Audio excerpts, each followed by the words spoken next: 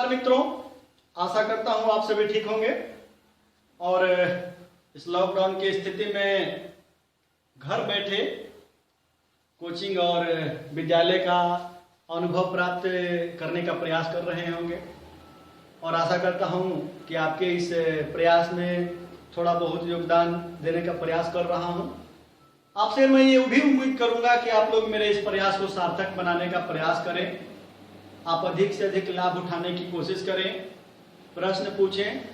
और पिछले 2 दिनों में मेरे पास जितनी तेजी से आप जैसे लोगों के छात्रों के फ्रेंड रिक्वेस्ट आ रहे हैं, इससे मैं काफ़ी संतुष्ट भी हो रहा हूं और मुझे भरोसा मिल रहा है कि मेरा ये प्रयास सही दिशा में जा रहा है। ठीक है, तो आपसे ये भी अनुरोध होगा कि आप लोग भी अपने अन्य मित्रों को इसकी सूचना देने और लाभान्वित करने का प्रयास करेंगे। आइए वर्ग 9 के इस भौतिकी के अध्याय गति को अध्ययन को हम और आगे बढ़ाते हैं। और अब तक हम लोगों ने जिन बिंदुओं पर चर्चा की है, मुख्य रूप से हमने गति, एक समान चाल, असमान चाल, औसत चाल, वेग, विस्थापन, इन सभी चीजों का चर्चा किया। आज हम अगले पॉइंट को उठा रहे हैं। हमारा बिंदु है त्वरण। त्वरण क्या है? तो जैसे औसत चाल में हम लोग चर्चा कर रहे थे कि हम जब कभी गति करते हैं, चाहे साइकिल से हो या बाइक से हो या किसी भी वाहन से गति कर रहे हो, तो प्रत्येक परिस्थिति में हमारी चाल एक समान नहीं होती है। हम बदलती हुई चाल से, बदलते हुए वेग से गति करते हैं। ऐसा होता है कि जब सड़क खाली होती है तो हम थोड़ा तेज चल लेते हैं और जब भीड़ भाड़ वाला क्षेत्र होता है तो वहां हम अपनी चाल को कम कर लेते हैं। ठीक है, यानी हम चाल में परिवर्तन कर लेते हैं। आज का हमारा जो टॉपिक त्वरण है वो उसी परिवर्तन से संबंधित है। चाल में जो परिवर्तन कर लेते हैं उस परिवर्तन से ही हम त्वरण को प्राप्त करने की आज प्रयास करेंगे। अब मान लेते हैं कि किसी ने बाइक चलाना प्रारंभ किया, या मान लेते हैं कि किसी स्टेशन पर कोई ट्रेन खड़ी हो, तो उस स्थिति में जब ट्रेन विराम अवस्था में हो, रेलगाड़ी विराम अवस्था में हो, तो उसकी चाल शून्य होती है। ठीक है, अब जैसे ही हरी झंडी होती है वो रेलगाड़ी खुलती है, और खुलती है तो क्या होता है, धीरे धीरे धीरे धीरे वो स्पीड पकड़ती है। ऐसा थोड़े होता है कि वो खुली और उसी समय से उसने 60 किलोमीटर प्रति घंटा की रफ्तार प्राप्त कर ली। ऐसा नहीं हो सकता। तो क्या होता है कि वो शून्य से क्रमशः अपनी चाल बढ़ाती है। कुछ सेकंड में उसकी चाल 10 किलोमीटर प्रति घंटा, फिर समय बढ़ता है, उसकी चाल बढ़कर 20, 25, 30, 35, 40, 45 और 1 मिनट या 2 मिनट का समय अंतराल होते होते उसकी चाल 60 किलोमीटर प्रति घंटा या 65 किलोमीटर प्रति घंटा की हो जाती है। ठीक है, और उसके बाद वो अपना एक समान चाल से कुछ दूरी तय करती है और पुनः अगला जब स्टेशन आना होता है या मार्ग में कोई बाधा सिग्नल वगैरह होते हैं तो फिर अपने चाल को कम या अधिक करती है। ठीक है, तो यहां हम पुनः आते हैं। अब एक सामान्य सा अनुभव लीजिए कि चाल बढ़ाने के लिए, यानी जब रेलगाड़ी खुली थी स्टेशन से, वहां से चाल बढ़ाने के लिए उसने अपने इंजन के कौन से यंत्र का प्रयोग किया होगा? आपने कभी बाइक चलाया होगा तो चाल बढ़ाने के लिए आप क्या करते हैं? बिल्कुल सही, आप एक्सीलरेटर पकड़ते हैं। तो ये एक्सीलरेटर जो शब्द है वो मुख्य क्रिया एक्सीलरेशन से बना है। ठीक है, और एक्सीलरेशन को हिंदी में हम त्वरण कहते हैं। ठीक है, तो आप क्या समझ सकते हैं कि त्वरण क्या है? चाल बढ़ाने की प्रक्रिया। क्या इतना ही कहेंगे? चाल कम करना हो तो क्या करेंगे? एक्सीलरेटर डाउन करेंगे। मतलब एक्सीलरेटर चाल बढ़ाता भी है और चाल घटाता भी है। आप एक शब्द में कहना हो तो इसके लिए परिवर्तन शब्द का प्रयोग कर सकते हैं। ठीक है, तो इस तरह जो है चाल में परिवर्तन करने की प्रक्रिया जो है वो एक्सीलरेशन से या त्वरण से संबंधित है। अब आइए कि त्वरण किसे कहें। तो त्वरण एक ऐसी भौतिक राशि है, आपने जो 7 आधारित राशियां पढ़ी थी उनमें त्वरण नहीं था, मतलब कि यह आधारित राशि नहीं बल्कि व्युत्पन्न राशि है। तब निश्चित रूप से किसी अन्य राशि से इसकी उत्पत्ति होगी। तो एक राशि तो आपको वेग मिल गई, दूसरा क्या मिल रहा है अनुमान लगाइए। तो अब तक जो हमने चर्चा किया, चाहे वो ट्रेन का उदाहरण हो या एक्सीलरेटर का उदाहरण हो, इसमें हमने एक तो वेग लिया है, दूसरा क्या होना चाहिए, कोई अन्य राशि नहीं आई। निश्चित रूप से वहां पर समय है। एक निश्चित समय लेने के बाद ही हमने चर्चा किया कि 30 सेकेंड, 40 सेकेंड, 50 सेकेंड और 1 मिनट के बाद उसने 60 किलोमीटर प्रति घंटे की रफ्तार पकड़ी। तो ये 1 मिनट क्या हुआ, समय हुआ। इस मिनट को आप 60 सेकेंड में भी बांट सकते हैं। तो इसका अर्थ यह हुआ कि त्वरण का संबंध 2 राशियों से है, एक तो वेग में परिवर्तन,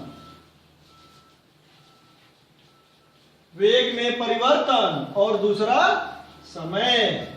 ठीक है, तब आप कह सकते हैं, तब आप जो है कि त्वरण की परिभाषा बना सकते हैं कि किसी गतिमान वस्तु की वेग में परिवर्तन और उस परिवर्तन में लगे समय के अनुपात को त्वरण कहते हैं। ठीक है, दूसरे शब्दों में आप कह सकते हैं कि किसी गतिशील वस्तु के प्रति इकाई समय में वेग में परिवर्तन की दर को त्वरण कहते हैं। ठीक है, इस प्रकार हम मान लेते हैं कि कोई वस्तु, या मान लेते हैं कि वो रेलगाड़ी ही जब मूल बिंदु पर अपने स्टेशन पर खड़ी थी तो उसके वेग को आप क्या लिखेंगे, 0 लिखेंगे। ठीक है, आप उसे प्रारंभिक वेग भी कह सकते हैं। उस प्रारंभिक वेग को आप v1 लिख सकते हैं, वेलोसिटी 1 लिख सकते हैं, v से प्रारंभिक वेग कहेंगे। और मान लेते हैं कि 50 सेकंड के बाद उसने एक नियत चाल प्राप्त कर ली, उस चाल को आप v2 लिख सकते हैं। ठीक है, यह v1 क्या है, प्रारंभिक वेग है।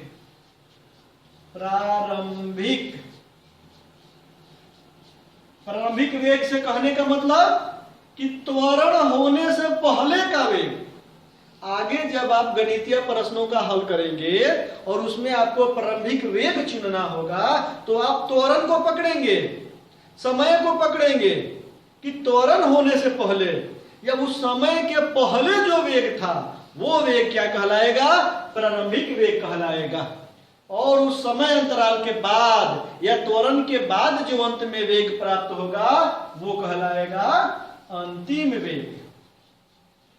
ठीक है, तो ये प्रारंभिक वेग और ये अंतिम वेग। अब यहां हमने परिभाषा क्या लिया था कि परिवर्तन की दर। तो वेग में परिवर्तन क्या लिखेंगे आप कि वेग में परिवर्तन यानी v2 माइनस v1। ठीक है, वेग में परिवर्तन यानी v2 माइनस v1, और जब समय के साथ उसकी तुलना कर देंगे तो दर हो जाएगा, समय दर हो जाएगा। तब उस स्थिति में आप क्या आएंगे कि वेग में परिवर्तन बटा समय। अब मान लेते हैं कि उसने जो भी समय लिया हो, समय का संकेत आप टाइम t देते हैं, तो उस स्थिति में आप लिख सकते हैं कि v2 माइनस v1 बटे t। ठीक है, या फिर भौतिकी में इस अध्याय में जब आप आगे बढ़ेंगे तो चूंकि v1 और v2 ये मान रखना, ये संकेत रखना भी सही है, कहीं से किसी क्षेत्र से गलत नहीं है, किंतु सुविधाजनक रूप से जो है कि प्रारंभिक वेग को v के पहले वाला अक्षर यानी u ले लिया जाता है और अंतिम वेग को v यानी वेलोसिटी ले लिया जाता है। ठीक है, तो आप याद रखेंगे कि जब प्रारंभिक वेग का संकेत आप लिखेंगे तो वो u लिखा जाएगा और अंतिम वेग का संकेत आप लिखेंगे तो उसे v लिखा जाएगा। और जब इन संकेतों का प्रयोग आप इस समीकरण में करेंगे तो क्या होगा आपका कि v माइनस u बटा t। ठीक है, इस तरह ये आपका प्राप्त होता है कि v माइनस u बटा t। तो यदि आप इसे सांकेतिक रूप से लिखें तो त्वरण को अंग्रेजी में एक्सीलरेशन कहते हैं, इसलिए इसका संकेत ए देते हैं। और परिभाषा कहती है कि वेग में परिवर्तन की दर को त्वरण कहते हैं, तब प्राप्त होता है कि ये बराबर v माइनस यू बटा टी। ये एक व्यंजक आपका प्राप्त हुआ जिसके आधार पर आप त्वरण ज्ञात कर सकते हैं। ठीक है, आप किसी गतिशील वस्तु का त्वरण इस व्यंजक से ज्ञात कर सकते हैं, इसलिए इस व्यंजक को अच्छी तरह याद कर लेंगे और पुस्तक में जो अभ्यासार्थ प्रश्न दिए गए हैं उनमें से त्वरण संबंधित प्रश्नों को हल करने का प्रयास करेंगे। ठीक है, अगली कक्षा में हम त्वरण का जो व्यंजक है उसे ग्राफीय विधि से प्राप्त करेंगे। ठीक है, अभी हम इसका बेसिक मौलिक परिचय प्राप्त कर रहे हैं, इसलिए हम ग्राफीय विधि का प्रयोग नहीं कर रहे हैं। अगली कक्षा में हम इसके जो समीकरण प्राप्त होते हैं ग्राफीय विधि से, उस विधि से भी हम प्राप्त करेंगे। ठीक है, तो अब आते हैं कि जब हमने त्वरण प्राप्त कर लिया, त्वरण का व्यंजक भी जान लिया, त्वरण का संकेत भी जान लिया, तो त्वरण के मात्रक के लिए हम किस मात्रक का प्रयोग करेंगे, त्वरण को किस मात्रक में मापा जाएगा। ठीक है, तो आप पढ़े होंगे, आपने पीछे की कक्षाओं में पढ़ा होगा, जब कभी भी हमें किसी भी राशि का मात्रक ज्ञात करना हो तो उस राशि को प्राप्त करने के व्यंजक है, हमें उस व्यंजक में जो जो राशियां दी गई हैं उन राशियों के मात्रक रख दीजिए, आपको निर्दिष्ट राशि का या अभीष्ट राशि का सटीक मात्रक प्राप्त हो जाएगा। आइए देखते हैं। अब जैसे यहां है, ऊपर में क्या है, वेग, और वेग का मात्रक मीटर प्रति सेकेंड या फिर किलोमीटर प्रति घंटा। ठीक है, और इसमें घटाओ वेग, ये भी वेग ही है। तो जैसे कहते हैं कि 4 कलम में से 3 कलम घटी तो क्या बची, क्या आप ऐसा कहेंगे कि 4 कलम में से 3 कलम घटी तो 1 बची? आप कहेंगे 1 कलम, यानी 4 किलो माइनस 3 किलो बराबर 1 किलो। उसी तरह जो भी मीटर प्रति सेकेंड हो उसमें से जो भी मीटर प्रति सेकेंड घटे तो एक निश्चित मीटर प्रति सेकेंड ही बचेगा। ठीक है, मीटर प्रति सेकेंड या फिर किलोमीटर प्रति घंटा में हो तो आपको मिलेगा किलोमीटर प्रति घंटा। ठीक है, अब बटा में समय आप रखिए, तो समय का मात्रक यदि आपने चाल मीटर प्रति सेकंड में लिया है तो समय सेकंड में लेंगे, और यदि आपने चाल किलोमीटर प्रति घंटा में लिया है तो समय घंटा में लेंगे। तब क्या मात्रक होगा, ये इधर जो है कि मीटर बटा सेकेंड गुना सेकेंड, और इधर क्या है किलोमीटर बटा घंटा गुने घंटा। ठीक है, तब मिलेगा मीटर प्रति सेकेंड स्क्वायर, और इधर होगा किलोमीटर प्रति घंटा स्क्वायर। ठीक है, तो इस तरह मूल मात्रक में जब हम आते हैं कि मूल मात्रक में जब दूरी यानी लंबाई को मीटर में, समय को सेकंड में रखते हैं तो हमें त्वरण का मात्रक क्या आता है, मीटर प्रति सेकंड स्क्वायर आता है। ठीक है, तो अब आप इसे समझ सकते हैं, याद रखेंगे कि त्वरण किसी गतिशील वस्तु के वेग में परिवर्तन की दर को त्वरण कहते हैं। त्वरण का संकेत स्मॉल लेटर ए से लिखते हैं, व्यंजक अंतिम वेग माइनस प्रारंभिक वेग बटा समय यानी v माइनस यू बटा टी होता है, और इसका मात्रक मीटर प्रति सेकेंड स्क्वायर होता है। ठीक है, साथ ही हम ये भी जान लें कि त्वरण की उत्पत्ति वेग और समय से होती है। जहां वेग सदिश राशि है, समय अदिश राशि है, अदिश और सदिश का गुणनफल या अदिश और सदिश का भागफल सदिश होता है, अतः त्वरण एक सदिश राशि है। प्रत्येक पॉइंट पर आप ध्यान देते चलेंगे। कल इसी तरह वेग को भी हमने चर्चा की थी, आज हम त्वरण को भी याद रखेंगे कि त्वरण एक सदिश राशि है, इसका संकेत ए होता है, इसका व्यंजक भी माइनस यू बटा टी होता है, जहां भी वस्तु का अंतिम वेग, यू प्रारंभिक वेग और टी परिवर्तन में लगा समय है, और इसका ऐसा ही मात्रक मीटर प्रति सेकंड स्क्वायर होता है। अब हम चर्चा करते हैं ग्राफ पर। अगला बिंदु हमारा है ग्राफ, यानी विभिन्न राशियों के अनुपात को ग्राफीय विधि से हम किस प्रकार निरूपण करेंगे, क्योंकि अभी थोड़ी देर पहले हमने चर्चा की कि ये जो वेग में परिवर्तन की दर से हमें जो व्यंजक मिला, इस व्यंजक को हम ग्राफीय विधि से भी प्राप्त कर सकते हैं। तो उसके लिए हम सबसे पहले ग्राफ से परिचय प्राप्त करें। ग्राफ क्या है? वैसे तो आप लोग गणित की कक्षाओं में पढ़े ही होंगे, ग्राफ आपने खींचा भी होगा कि ग्राफ दो अलग अलग राशियों के आपसी संबंध को व्यक्त करने की एक गणितीय विधि है, जिसे ग्राफ कहा जाता है। ग्राफ में आप लोग क्या करते हैं कि ग्राफ खींचने की एक निर्दिष्ट प्रक्रिया होती है। ग्राफ खींचते समय सबसे पहले आप क्या करते हैं? अक्षों का चुनाव करते हैं। सबसे पहले आप अक्ष का चुनाव करते हैं। जैसे एक जो होता है वो ऊर्ध्वाधर अक्ष होता है, जिसे आप वाई अक्ष कहते हैं, और दूसरा जो होता है वो क्षैतिज अक्ष होता है, जिसे आप एक्स अक्ष कहते हैं। ठीक है, तो इस तरह सबसे पहले हम क्या करते हैं कि अक्षों का चुनाव करते हैं जहां एक्स अक्ष और वाई अक्ष होते हैं। अब इन अक्षों पर हम उन राशियों को रखते हैं। अब समस्या यह है कि हम किस अक्ष पर किस राशि को स्थापित करें, यानी किस राशि को हम एक्स अक्ष पर रखें और किस राशि को हम वाई अक्ष पर रखें। तो हमें जो भी दो राशियां दी गई हैं, उन राशियों में हम यह देखेंगे कि दोनों की तुलना में अधिक स्वतंत्र कौन है। स्वतंत्र कौन है? तो जो राशि स्वतंत्र होती है उसे हम एक्स अक्ष पर रखते हैं, यानी एक्स अक्ष पर हम स्वतंत्र राशि को रखते हैं। अब जैसे मान लेते हैं कि आप दूरी और समय को लेकर चलते हैं, दूरी और समय को लेकर आप ग्राफ बना रहे हैं, तो देखिए तो दूरी स्वतंत्र है कि समय स्वतंत्र है? दूरी गति करने वाली वस्तु पर डिपेंड करता है, वस्तु पर निर्भर करता है। वो चलेगी तो दूरी तय करेगी, नहीं चलेगी तो। किंतु क्या कोई समय को रोक सकता है?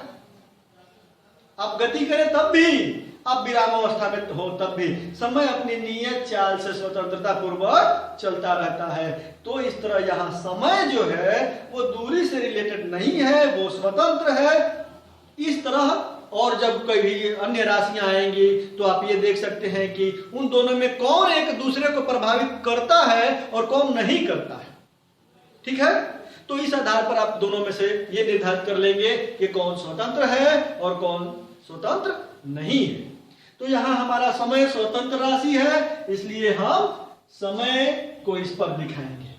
और दूरी स्वतंत्र नहीं है, दूरी आश्रित है, तो जो भी राशि आश्रित होगी आप उस आश्रित राशि को वाई अक्ष पर दिखाएंगे। ठीक है, जब आप ग्राफ खींचेंगे, दो राशियों का प्रयोग करेंगे, तो जो राशि स्वतंत्र होगी उसे एक्स अक्ष यानी क्षैतिज अक्ष पर रखेंगे, और जो राशि आश्रित होगी उसे आप ऊर्ध्वाधर यानी वाई अक्ष पर रखेंगे। ठीक, दूसरा बिंदु होगा, दूसरा चरण क्या होगा आपका? आप मात्रक का चुनाव करेंगे। आप मात्रक का चुनाव करेंगे। मात्रक या पैमाना कहिए, पैमाना ज्यादा अच्छा है।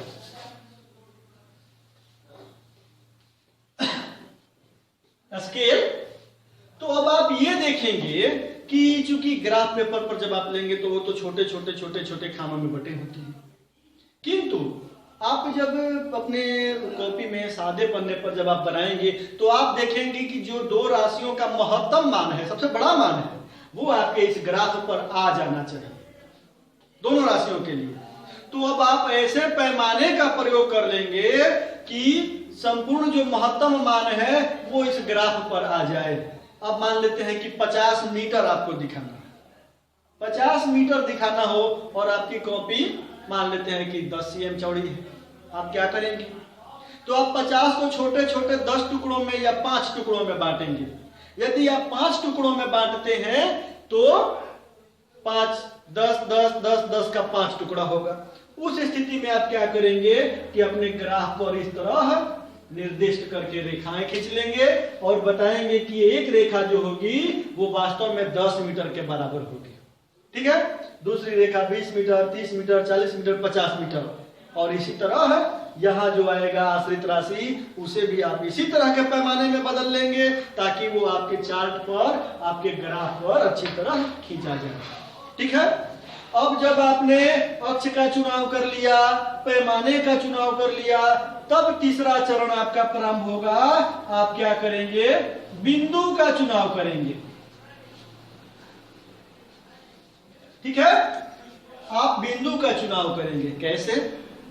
तो मान लेते हैं कि जब आपने स्वतंत्र राशि को इस पर बांट दिया है, तो जो पहला बिंदु होगा, इस बिंदु पर यानी इस समय अंतराल पर आप देखेंगे, यदि आपने यहाँ समय और यहाँ दूरी रखा है तो देखेंगे कि जब यहाँ समय है तो दूरी किस ऊंचाई तक पहुंची है। जिस ऊंचाई तक पहुंची है वहां से समानांतर रेखा आप आगे बढ़ाएंगे और नीचे से ऊर्ध्वाधर रेखा जिस बिंदु पर मिलेंगी वो आपका एक बिंदु का चुनाव हो गया।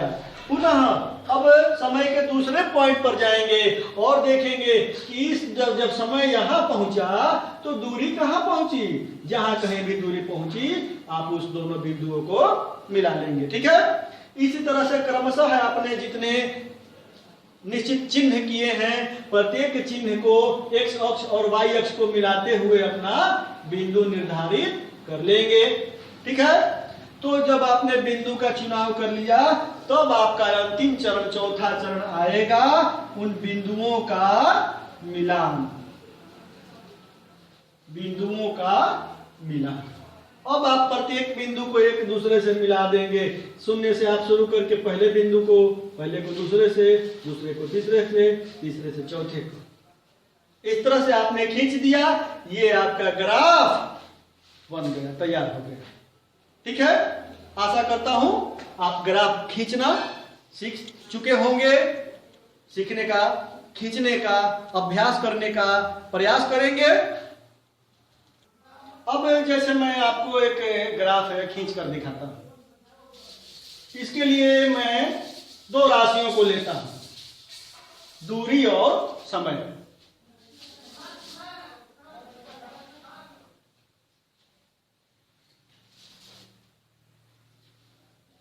दूरी, समय, ग्राफ। ठीक है। अब दूरी, समय, ग्राफ